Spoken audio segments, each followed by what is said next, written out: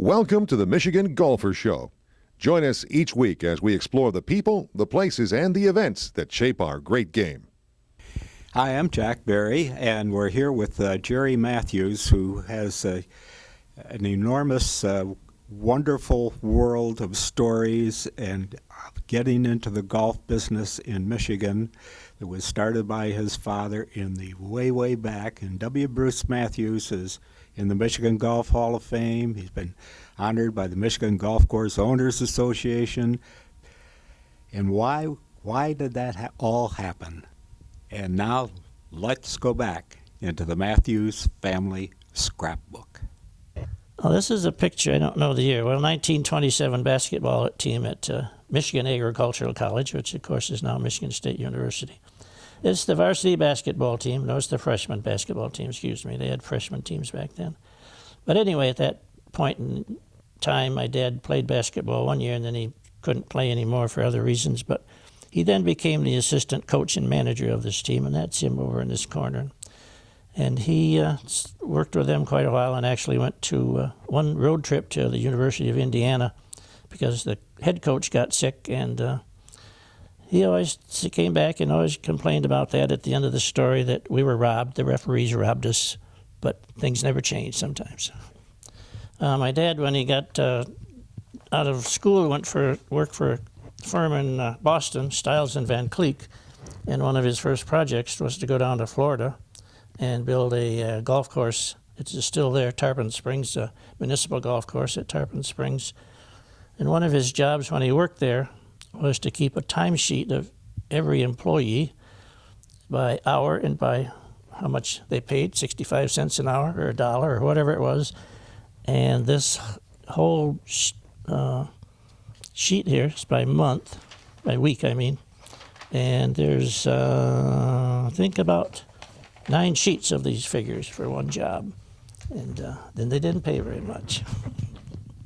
This is my dad in the office at Green Ridge Country Club outside of Grand Rapids, Michigan, taken about 1944 or mid-40s, and at that time when he was he was the manager superintendent at Green Ridge, and I think he also spent some time in the pro shop because times were pretty lean then. This is a picture of the clubhouse area at Green Ridge Country Club, taken probably in the early 40s. The driving range is out that way, the golf course is out that way, and that's where my dad was the manager superintendent for 27 years, and that's the world that I got into the golf business in, starting to rake bunkers for $1 an hour. This is a picture of my dad while he was still a manager superintendent at Green Ridge Country Club outside of Grand Rapids, which was a 27-hole private course. And this picture, I don't know who took it, but it was taken on the 18th green at that golf course before he stopped that job and became a golf course architect full-time. Looking at a photo in 1955 when my dad was hired to design the West golf course at Michigan State University, Forest Acres West, and this is my dad here on the right, and on the left is Harold Lautner, who was in charge of the landscape architecture at Michigan State University and was a classmate of my dad's, and in the center is Biggie Munn, who was a pretty fine football coach and became athletic director.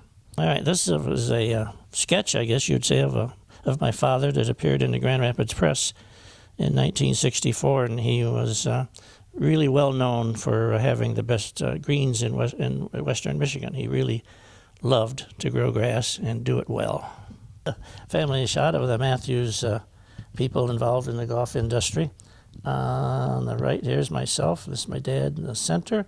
This is my brother Wally, who was the manager at Grand Haven Golf Club for years. And this is Wally's son, Bruce, who worked for me for a while and is now on his own in the golf course architecture business.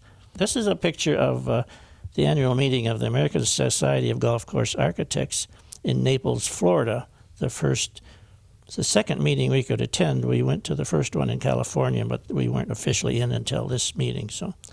And we didn't have our plain red jackets, which were in at the time. My dad without his, and myself without his. So we went from plain red bellhop jackets to plaid red Scottish warriors.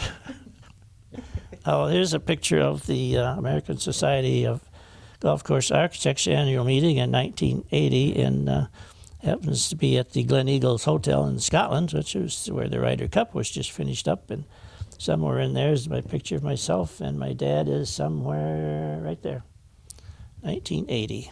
This is my dad receiving his Senior Citizen Award from the American Society of Golf Course Architects at our annual meeting. And this is myself over here, and that is a gentleman from Chicago. I can't remember his name. I wish I could. This is a picture of my father receiving an award by the Michigan Golf Course Owners Association, which they were kind enough to label the W. Bruce Matthews Award for all his work in golf throughout the years, and that was in 1999. Okay, Jerry, tell me a little about your dad. No, tell me a whole lot about your dad. How did he get into golf in the first place? Back in the couple of centuries ago, it seems like. Well, it was back.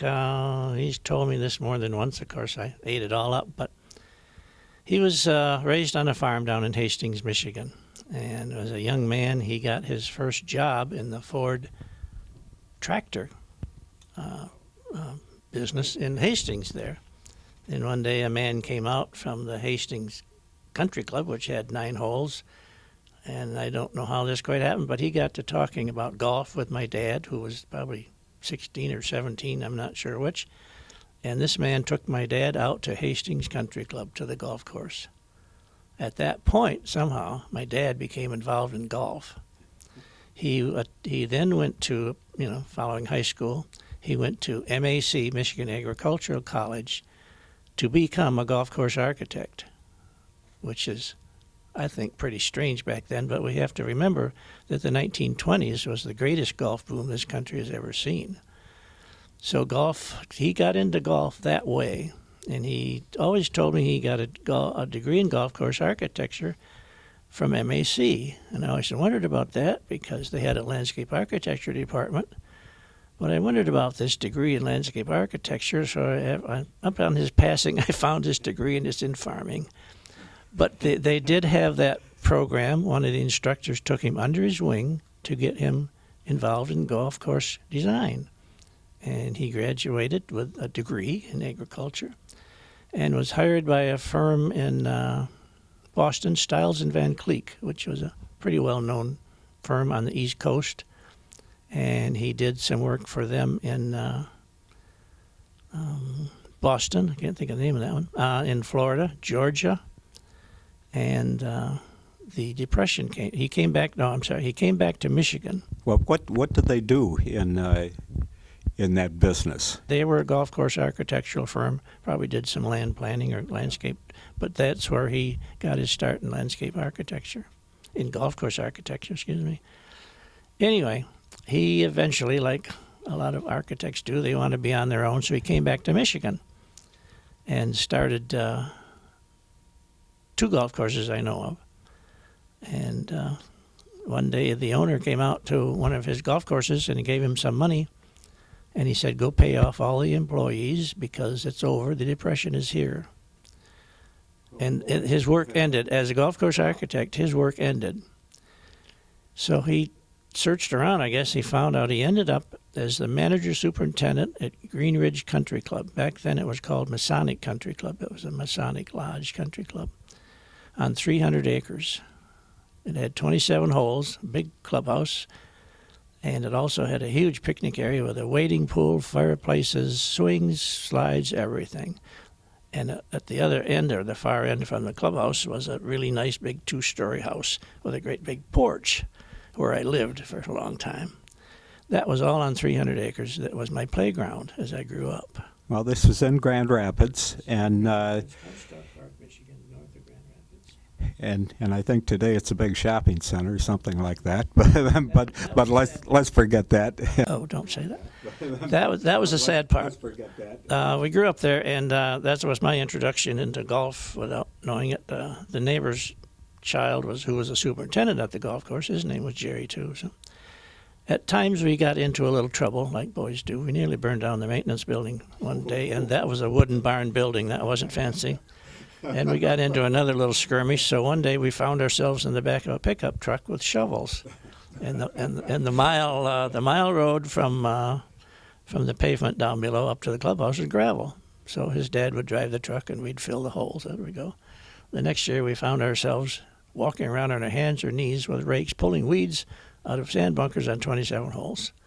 We did that for a couple of years, and eventually I worked and moved up to, we couldn't mow, we couldn't get any equipment, we were too young. So anyway, I worked there for 12 years doing that. And in the winter when I came home from school, from state, we worked in the clubhouse, painting the walls and doing so. So that was my introduction to the golf business, still without any idea what I was going to do.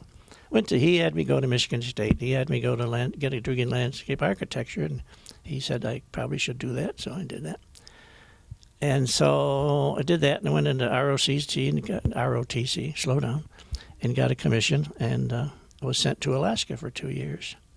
When I came back, there was a few of us young men at the LA program that decided we had to get an urban planning degree, because urban planning then we were going to cure the problems of the cities at that point. So I did that knowing I could probably get a job anywhere I wanted to in the cities. So upon graduation, I worked one summer in a planning office. One summer. And I won't tell you what we did there, but it wasn't much. The next summer, I hope you weren't burning any barns. It was a pretty safe job, playing euchre or something. Anyway, during that period, he finished his stint at Greenridge. He stayed there 27 years. And I have to back up a little bit. He practiced golf course architecture during that 27 years. I guess we would call it moonlighting. And he did, I think, 5 or 6 courses during that time. We have the names, but so he was in the business. He never gave up wanting to design golf courses. So when he left Greenridge, he went back to designing golf courses, which was actually the beginning of the golf course boom that we just went through. And so the next year, while I was in grad school, he says, "What do you want to do this summer?" I said, "I've got to have a job." He says, "Why don't you be the job foreman up here? I got to build a 9-hole golf course in Flint." I said, "Well, why not? I got to have a job."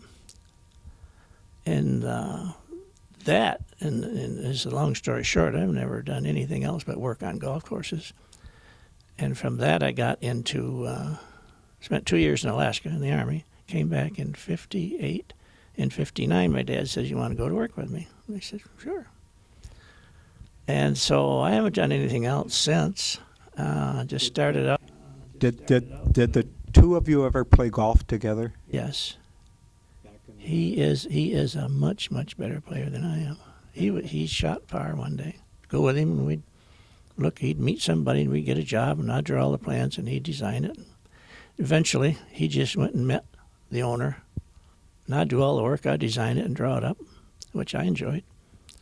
And frankly, after about 10 years, I didn't feel I could do it. But after that 10th year, I knew I could do it. And that was 1975, Birchwood Farms, which I did completely. Yeah. And I enjoyed the design part of it because I did have a degree in landscape architecture. I had a master's in urban planning. And I totally enjoy taking a site and putting golf holes on it with real estate. Now, if there's no real estate, fine. But I could probably find a really good design and real estate on almost every piece of property I had. Well, Birchwood Farms gets a lot of commercial time on the Golf Channel as being one of the top places up in northern Michigan, Harbor Springs area. I'm quite proud of that one, but that's the essence, I think, of how I got into it, how he was into it, and at some point we had quite a bit of work. We would probably have 5 courses per summer or per year. He would do all the ones on the west side, and I lived in Lansing then, as I still do, so I would do from Lansing east. And so the longer we went, the more I became on my own, and I'd still go see his. So I find that there never was a true dividing point between what work was his and mine. I don't worry about that. I didn't then, and I don't now, but it's some now they're saying, well, which of these are yours and which are not? And Ron Whitten really got me going. So About from 75 on, I did it all, but as far as I'm concerned, he's still a part of all of them. Well, good. Well, it's all his thoughts, and I like the one. Probably the first that I ever heard of your dad was at Salem Hills, in outside Detroit. It was the top public course in that whole area at the time, and the idea was you wanted the people to leave the course wanting to come back. They wanted a playable golf course, and they wanted to enjoy it, and I think that's been kind of a Matthews motto. Well, it was, and I still have that, and at Salem Hills, incidentally. I always went around for him. From 59, I went with him everywhere. Wherever we went together. So we're staking out Salem Hills. And I think the ninth green doesn't matter much, but the ninth green was in the pig pen with the pigs. And he says, it's in the middle of that pig pen. I said, okay, you're going to stake it out? He said, no, you are. I never forgot. I never forgot. He did that to me. Now, fittingly, you are wearing a Michigan State University shirt. Looks good. Go green, go white. and your dad is the guy who started it all for the Matthews family way back at Michigan State. And tell us more about his career. Well, he did do that, and I think I've said he went there in 1925, and I was a graduate. He's president of his class in 1925. But when he started working in the golf industry at Greenridge, he was always in it. He helped start the Michigan State University Turfgrass program. He was president of that the first 5 years, and was always involved in that from there on. He was club manager at Greenridge for 27 years, so that is not a record, but it's exceptional. So they have a 25-year club, or club manager stays for same job for 25 years. He was inducted, I guess, into that and was president of that organization. And he was also in the, because he liked growing grass, he liked turf, and he liked management. So he was a member of the Golf Course Superintendents Association of America. He was on the board of directors for that. And he was just truly into golf overall, whatever part of it. And he loved playing golf too.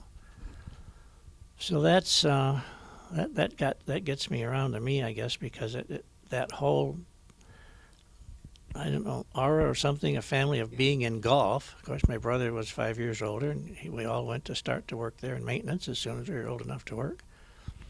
So he stayed there in Greenridge for 27 years, and when he left there, he was still designing golf courses. About what time did he do the course at Forest Acres at Michigan State? That would have been, I was in the Army, so that would have been 56, 57, 58. Yeah, Michigan State's first golf course. For the students. Well, now it's it's for a lot of folks, and it's yes, it's a big complex. Totally for the students. But he did that, and then I